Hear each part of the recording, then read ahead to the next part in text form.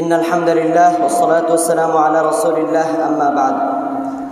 অধ্যকার আন্নাদিয়া সাকাফি কর্তৃক আয়োজিত আজকের এই সাপ্তাহিক সভার সম্মানিত সভাপতি, সুদক্ষ পরিচালক ও বাংলার বিভিন্ন প্রান্ত থেকে আগত আলিম পিপাসু প্রিয় ছাত্র ভাইয়েরা, সময় তার নিজের গতিতে বয়ে যায়, সব কিছু শুরু হয় এবং শেষ হয়ে যায়।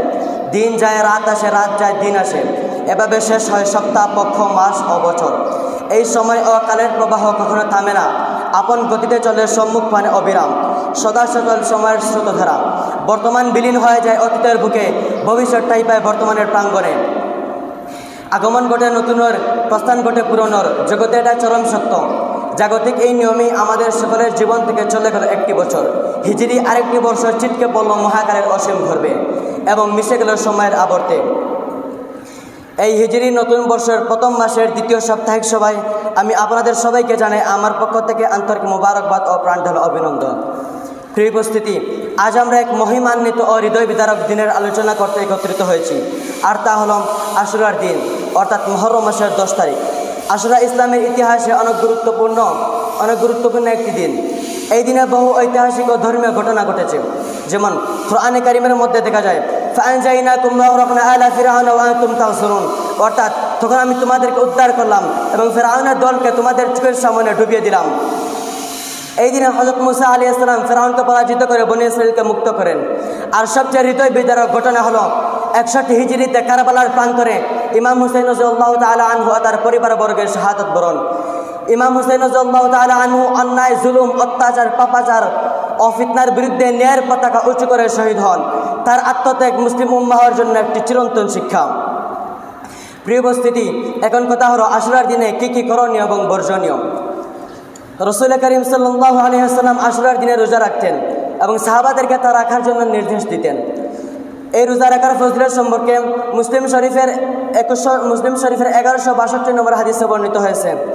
قال رسول الله صلى الله عليه وسلم صيام يوم عاشوراء احتسب على الله ان يكفر الناس سنه التي قبل احتسب على الله ان يكفر السنه التي قبل, অর্থাৎ আমি আল্লাহর কাছে এই আশা করি যে আশুরা রোজা তার পূর্ববর্তী 1 বছরের গুনাহ মাফ করে দেয়। এই রোজা রাখার সম্পর্কে মুসনাদে আহমদের 2154 নম্বর হাদিসে এসেছে খালিফুল ইয়াহুদ সুমু ইয়াওমান ক্বাবলাহু আও ইয়াওমান বাদা, অর্থাৎ ইহুদিদের বিরোধিতা করো, আশুরার একদিন আগে অথবা একদিন পরে রোজা রাখো।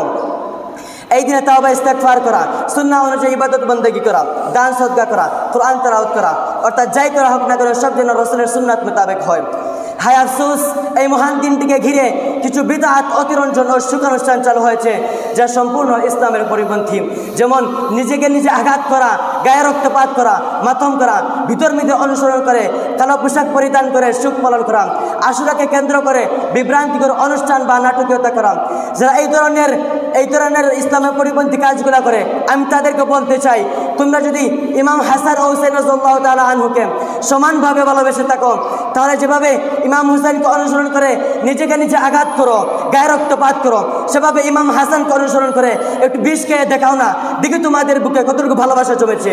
আর তোমাদের আবার এই কেমন ভালোবাসা, যে ভালোবাসা একজনকে অনুসরণ করায় আর অন্যজনকে অন্যত্র রেখে দেয়।